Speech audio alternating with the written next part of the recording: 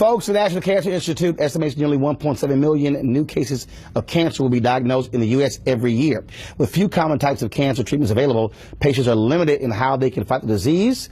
Well, a Morehouse professor, top physicist, Dr. Hadia Nicole Green at Morehouse School of Medicine, is developing a laser treatment with little to no side effects. She hopes to give cancer patients a new way to beat the disease. Her research is very much groundbreaking. I recently talked with her about this. We began with me asking her why she chose to study this type of cancer research. My aunt, who raised me from age 4, right after I graduated from undergrad at Alabama A&M University, she announced that she had woman's cancer, so either cervical or ovarian.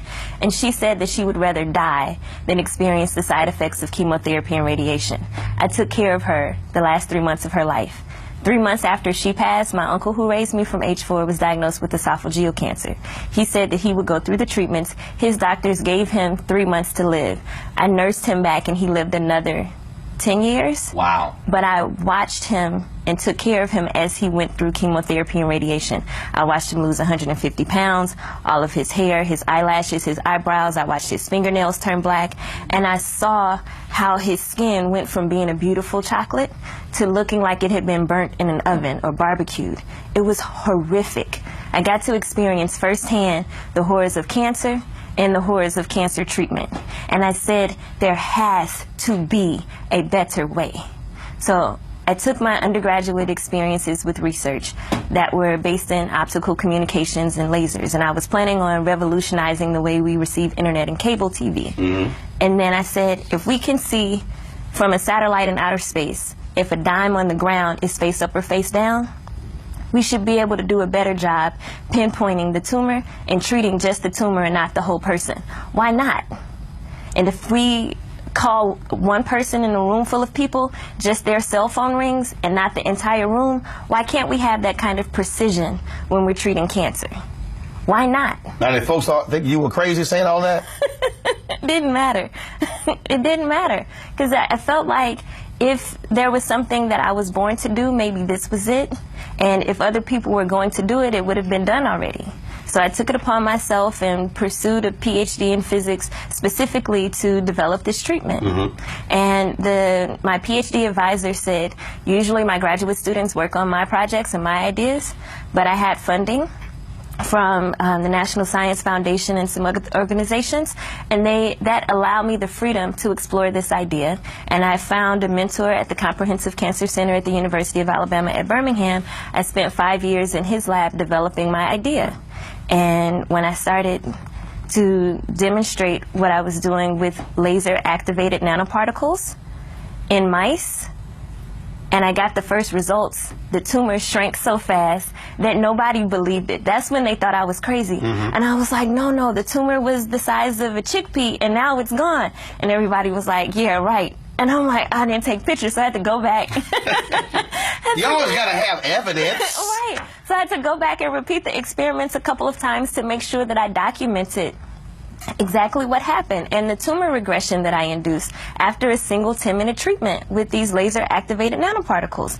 And the results were remarkable. The beauty in what I've done, if you can see on the top left-hand corner, this is before the laser and nanoparticle treatment. Okay. And then this is right after the nanoparticle and laser treatment. And you see how the scar starts to heal. And at the end of the 15 days, there's barely a scar left. I was like, oh my God, honey, I shrunk the tumor. And then my advisor told me, nobody wants a cancer treatment that doesn't incorporate a drug. It'll never see the light of day. Go back to the drawing board. So I went back to the drawing board and incorporated what people are calling immunotherapy and used an antibody that's already FDA approved for treating head and neck cancer and colorectal cancer. And I used that antibody as the delivery vehicle to deliver my nanoparticles to the site of the tumor. And I added a fluorescent tag, so you have a 3-in-1 system, a 3-in-1 platform that can target, image, and treat, that's minimally invasive, that doesn't have the observed side effects of chemotherapy and radiation. And after a single 10-minute treatment with that platform, there's 40% reduction in the tumor volume over 2 days. The beauty in that is that without the laser-activated nanoparticles, those same antibodies that's already FDA approved, it takes months to get that kind of result. So we're talking about enhancing the time of therapy, reducing the costs, reducing the side effects. And this is something, for me, was near and dear to my heart, simply because I didn't think anybody else should have to experience what my aunt and uncle went through. Can this be used in multiple areas when it comes to cancer? Okay, very good question. So the way that I designed the platform, it is not cancer type specific.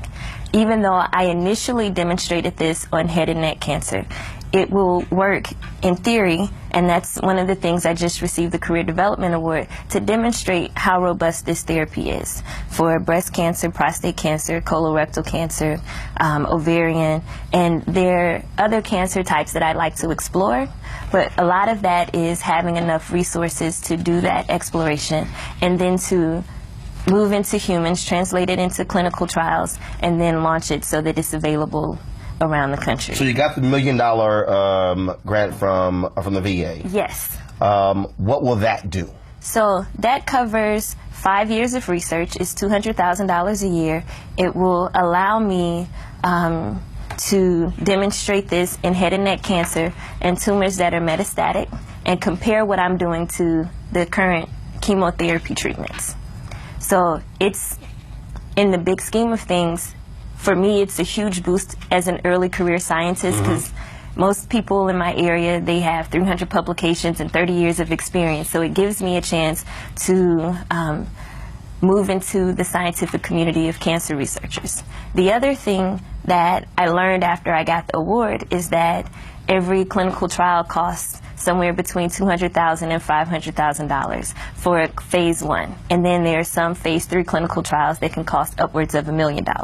And then the last 200 companies that commercialize a medical device, to get through FDA and the regulatory experience, the average over those 200 companies was $31 million.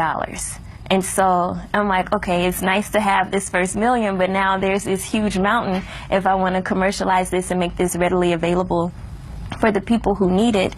There's So how's that process going? I just started it, and one of the things that I'm grateful about is the opportunity to come on your show to talk about the need for people to support research so that things can move from the lab, something that's working effectively in mice, to move it into humans. And that's something that I need the support of everybody who believes that there's a better way to treat cancer. I need that support. So what's your number? 30? 30. And you're trying to raise it over how long?